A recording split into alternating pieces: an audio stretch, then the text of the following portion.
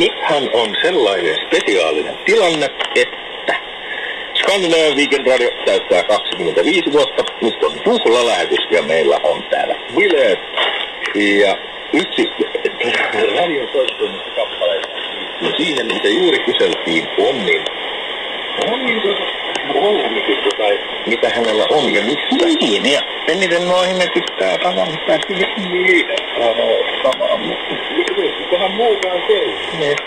Sitä saa mitä tilata.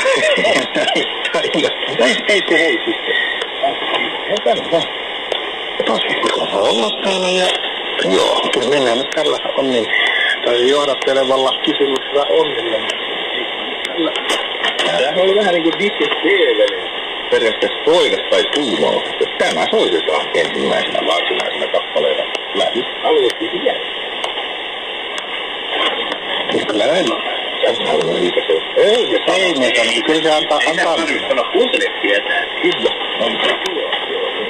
Joo.